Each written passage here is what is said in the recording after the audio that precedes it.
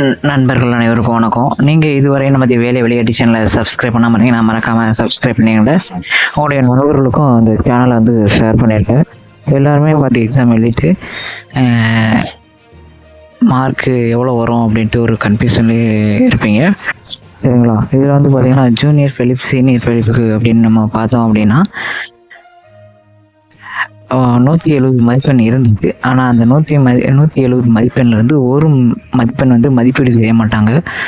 அப்போ ஆக மொத்தம் 169 தான் வரும். டோட்டலாக வந்து பார்த்தீங்க அப்படின்னா 169 வரும். 170 மொத்த மதிப்பெண் இருந்தது. 170 கொஸ்டின் இருந்தது. அதில் பகுதி ஆவணால் பார்த்தீங்க அப்படின்னா ஒரு 70வது கொஸ்டின் வந்து அனைத்து விடைகளும் தவறாக இருந்ததுனால அதை வந்து மதிப்பீட்டில் எடுத்துக்கொள்ள மாட்டோம் அப்படிங்கிற மாதிரி அவங்க சொல்லிட்டாங்க. அப்போ ஆக மொத்தம் பார்த்தீங்க அப்படின்னா அதில் பார்ட் பியில் 48 தான் குவாலிஃபைடு மார்க் பார்ட் பியில், சரிங்களா? அதனால் ஒரு மார்க் குறையனால 47 மாற்றவே மாட்டாங்க, சரிங்களா? அதை வந்து அவங்க வந்து நோட்டிஃபிகேஷனில் தெளிவாக வந்து சொல்லிட்டாங்க.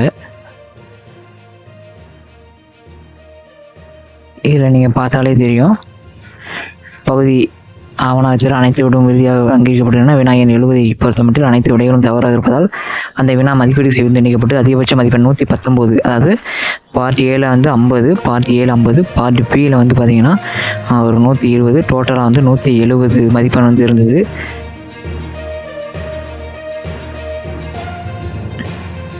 எனினும் பகுதி ஆவிற்கான குறைந்தபட்ச மதிப்பெண் 48 மதிப்பெண்கள் எவ்வித மாற்றமும் செய்யப்படவில்லை அப்படிங்கிற மாதிரி அவங்க வந்து இதை வந்து சொல்லியிருக்காங்க. பார்த்தீங்க அப்படின்னா 119 தான் வச்சுருக்காங்க. மொத்தம் 169 தான் மொத்தம் மார்க் வந்து 169.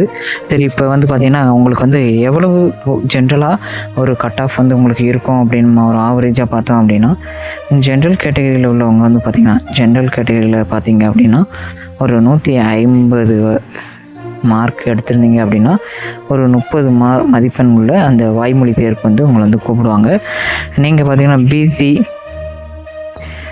கேட்டகரியில் இருந்தீங்க அப்படின்னா, பிசி எம்பிசி கேட்டகரியில் இருந்தீங்கன்னா ஆவரேஜாக வந்து பார்த்திங்கன்னா ஒரு 140 கிட்ட இருந்தீங்க அப்படின்னா உங்களை வந்து என்ன செய்வாங்க அப்படின்னா ஒரு 30 மார்க் வாய்மொழி தேர்வுக்கு கூப்பிட்றதுக்கான வாய்ப்பு வந்து இருக்குது. அதுக்கடுத்து பார்த்தீங்க அப்படின்னா நீங்கள் எஸ்சியில் இருந்தீங்க அப்படின்னா, எஸ்சி கேண்டிடேட்டில் இருந்தீங்க அப்படின்னா 125 ஆவரேஜாக ஒரு 125லேருந்து நீங்கள் எடுத்திருந்தீங்க அப்படின்னா உங்களுக்கு இந்த வாய்ப்பு வந்து கொடுக்குறதுக்கான வாய்ப்பு வந்து அதிகமாக இருக்குது. நீங்கள் எஸ்டி பிரிவில் இருந்தீங்க அப்படின்னா 120லேருந்து கூப்பிட்றதுக்கான வாய்ப்பு வந்து இருக்குது. இதே மாதிரி பார்த்தீங்கன்னா ப்ரியாரிட்டின்னு சொல்லுவாங்க. அவங்க வந்து பயப்பட வேண்டியது அவசியமே இல்லை. ப்ரியாரிட்டியில் யார் யார் இருக்கீங்களோ, அதாவது பிஎஸ்டிஎம், அதுக்கடுத்து பார்த்தீங்கன்னா கணவனால் ஆதரவற்ற விதவை, மாற்றுத்திறனாளி, இந்த கேட்டகரியில் உள்ளவங்களாம் நீங்கள் அதிகபட்சம் 150 160 இப்படிலாம் எடுக்கணும் அவசியம் இல்லை. லோயஸ்ட் மார்க் அதாவது ஒரு 120 130 அந்த மாதிரி மதிப்பெண் எடுத்திருந்தாலே உங்களுக்கு வந்து 30 மதிப்பெண்ணுக்கான வாய்மொழி தேர்வுக்கு வந்து கூப்பிட்றதுக்கான வாய்ப்பு வந்து உங்களுக்கு வந்து இருக்குது. அதனால் இப்போ எடுத்து ரொம்ப பயப்படாதீங்க. சில 141 எடுத்துகிட்டு ஐயோ நம்ம கூப்பிட மாட்டாங்கலாம் பயப்படாதீங்க. கண்டிப்பாக நிறைய பேர் வந்து இந்த முறை வந்து கூப்பிடுவாங்க. கட் ஆஃப் வந்து குறையும், அதிகபட்சமெலாம் வைக்கிறதுக்கான வாய்ப்பு வந்து ரொம்ப ரொம்ப கம்மி. அதனால் பயப்படாமல் அடுத்து ஓரல் டெஸ்ட்டுக்கு வந்து, அதாவது வாய்மொழி தேர்வுக்கு வந்து நீங்கள் வந்து உங்களை தயார்படுத்திங்க.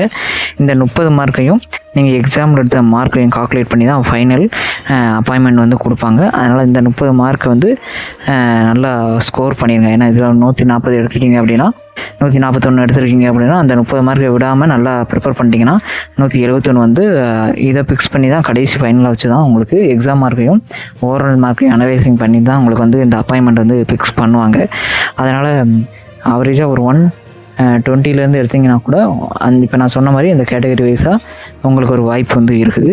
அடுத்து வந்து ஓஏக்கும் மசால்ஜி போன்ற பல்வேறு பணியிடங்களுக்கு வந்து அடுத்த எவ்வளோ கட் ஆஃப் இருக்குது அனலைசிங்காக இருக்கும். இது வந்து ஒவ்வொரு மாவட்டத்துக்கு ஒரு 5 மார்க் டிஃப்ரென்ஸில் மட்டும் வித்தியாசப்படும். ஒவ்வொரு மாவட்டத்துக்கும் அந்த கம்யூனிட்டி வைஸாக ஒரு 5 மார்க்ஸ் தான் வித்தியாசப்படுமே தவிர அதிகபட்ச கட் ஆஃப்லாம் இதில் வந்து இருக்காது. அதனால் தொடர்ந்து நம்ம சேனலை வந்து பாருங்கள், உங்களுடைய நண்பர்களுக்கும் இதை வந்து ஷேர் பண்ணிடுங்க. நன்றி, வணக்கம்.